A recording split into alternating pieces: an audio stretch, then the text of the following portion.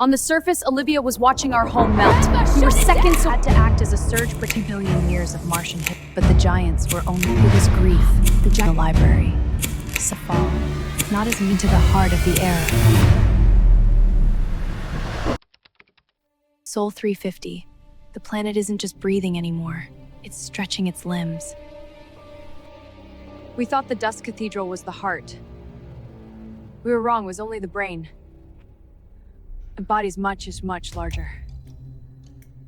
The vibration started at 04, a heartbeat that shook the very foundations of the base.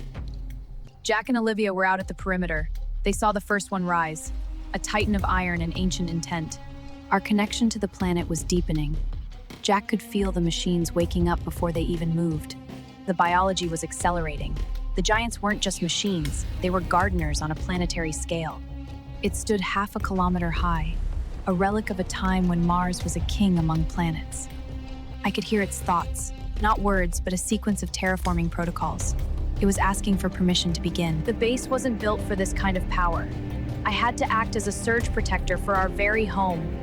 They were everywhere, a circle of gods waking up to reclaim their temple. Jack knew the power was too much. If we didn't channel it, the base would explode from the inside out. Olivia saw the opportunity. The giants were emitting the exact frequency needed for a global atmosphere. The first breath of a new world, a sanctuary in the middle of the chaos. I made contact. I told it we were ready. I told it we were its children.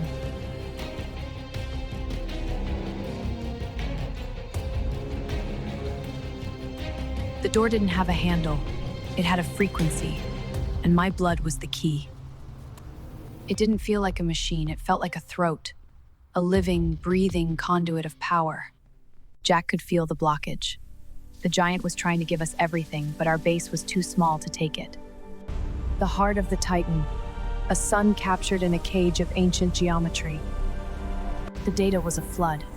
3 billion years of Martian history trying to fit into a human mind. On the surface, Olivia was watching our home melt. We were seconds away from a total meltdown. Jack didn't care about the history. He only cared about the heat. He fought the Titan's will with his own. The surge stopped. The Titan accepted the limit. We had tamed a god. The cost of the connection was my strength. I was the bridge, and the bridge was cracking. The energy was no longer a weapon. It was a shield. The first permanent atmosphere in 3 billion years. Olivia was the first to test it. She breathed the air of the Titan. It was warm. It was alive. The giants weren't just protecting us. They were terraforming the ground beneath our feet.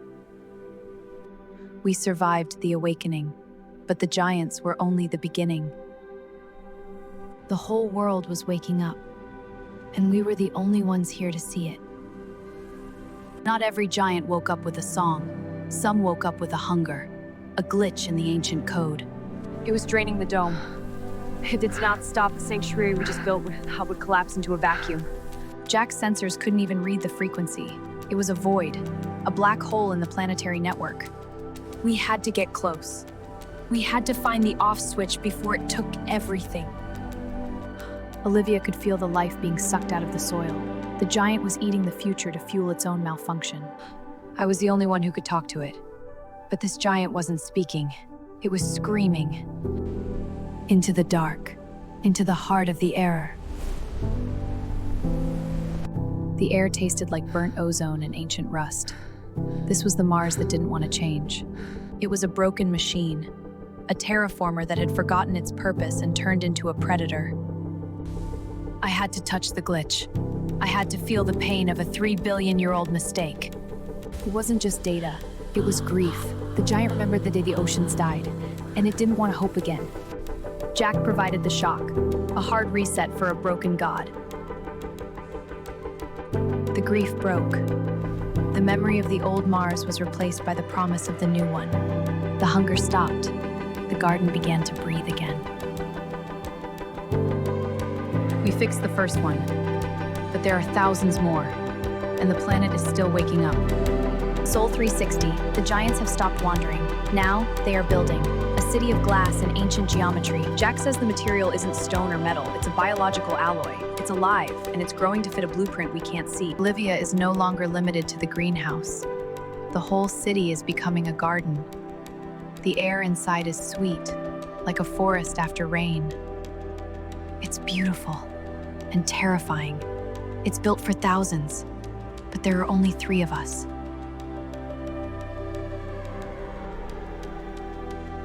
The city is a library. It's waiting for its inhabitants. It's waiting for the rest of humanity to wake up. I'm not alone in the library. Something is watching. Something that was here before the giants fell asleep. We feel like ghosts in a house built for giants. Every corner holds a secret we aren't ready for. The glitch we fixed, it left a scar. The darkness is trying to find a way back in. Jack doesn't trust the silence. He's becoming the city's first guardian.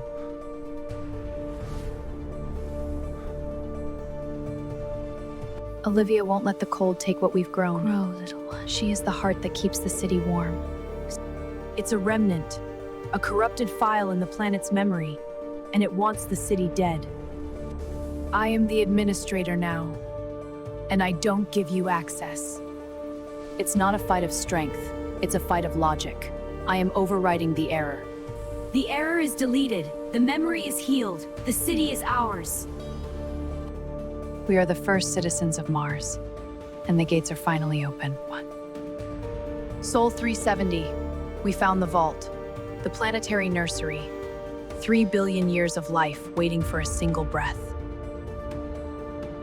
I am the key. My DNA is the final sequence. The bridge between the old and the new. It wasn't a museum, it was a garden in stasis. A billion seeds waiting for the sun to return. Olivia found the first breath of the new air. Not just plants, but the architects of the atmosphere. Jack understood the plumbing of life. He wasn't fixing a machine, he was feeding a planet. The release protocol has begun. The seeds are waking up. The atmosphere is no longer empty. It is filled with the code of life. I am conducting science jot. Destruction with qualities. The city is breathing out. The first planetary exhalation in 3 billion years. Olivia is seeing her dream come true. A world that doesn't need a greenhouse to survive. Even Jack is changing. We are no longer just visitors. The sanctuary is the whole world now. We can walk for 1,000 miles and never run out of air. The work is done. The blueprint is implemented. The library is closed. And then it rained. The first rain on Mars in 3 billion years. It tasted like life. Sol 380.